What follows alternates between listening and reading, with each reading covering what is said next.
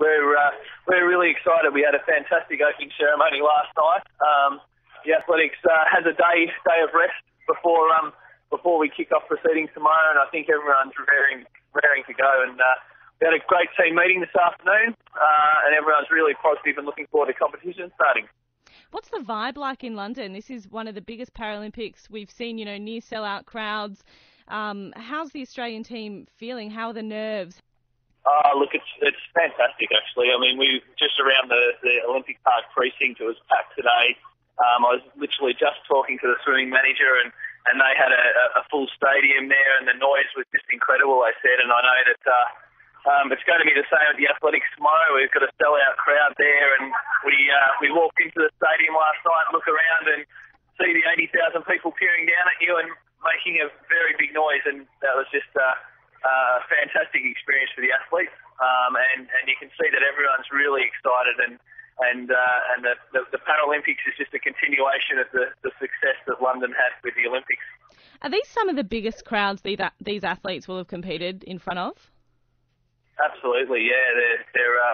The crowds like this have never been this big at a Paralympic Games. Again, at our trials and our national championships for athletics, we certainly don't get crowds to anywhere near 80,000. I think the only athletes that would have been in a similar situation were those that were lucky enough to compete in 2006 at the Commonwealth Games, and perhaps in the 2010 Delhi Commonwealth Games as well. And you mentioned that you were at the Olympic ceremony. There has been mixed reviews from all across the world about how people thought it went. You were on the ground. How did it feel? What was it like? It was a great experience. I think just the parade of countries and the number of countries. I mean, this is the biggest Paralympics by number of countries that's ever been. So to see all of those athletes come through. To be sitting around and witnessing the ceremony with them was a great experience. I think the only difficulty for a few of the athletes was it was very cold, but other than that, just to see what goes into it and to have that experience was fantastic. Now, athletics starts tonight our time, tomorrow your time. Who should we be staying up till all hours and waking up at 4 a.m. to watch?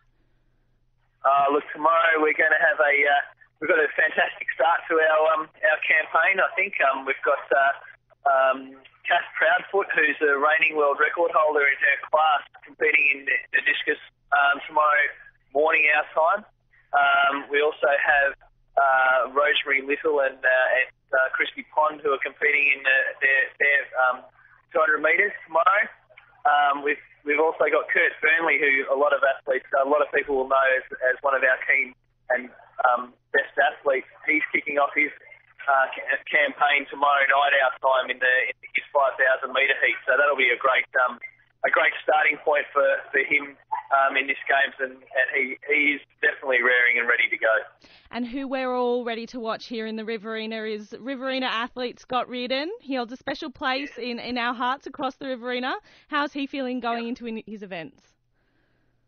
He's very excited and can't wait for Saturday to roll round. Really, he's prepared very, very well there.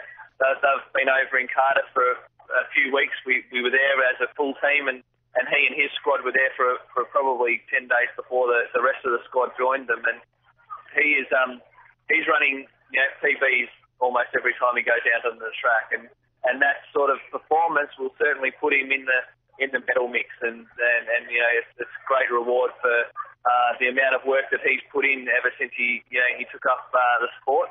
And he's showing that I think this Games will be a great success for him, and I reckon he's probably one of our athletes to watch.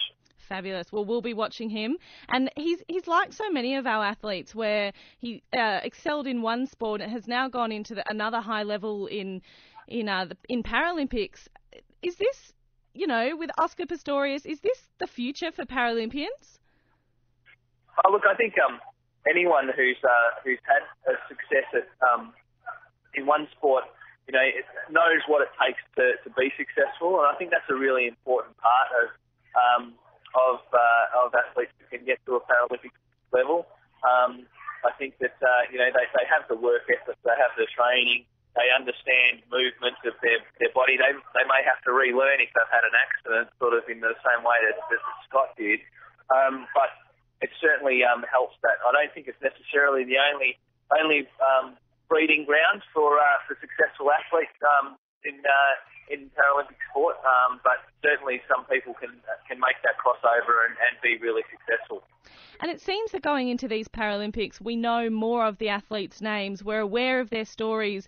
Paralympics seems to be taking off and is now even with the Olympics. Is that how you'd see it?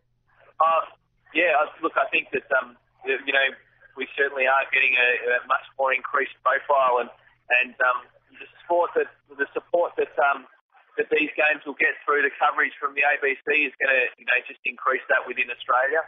I think that having people like Oscar Pistorius, globally, but nationally, Kurt Burnley, as I mentioned, those sort of athletes that are high profile provide that level of knowledge, and it spreads across the other athletes, so that there is an awareness of what they're doing, what they're achieving, and their fantastic performances.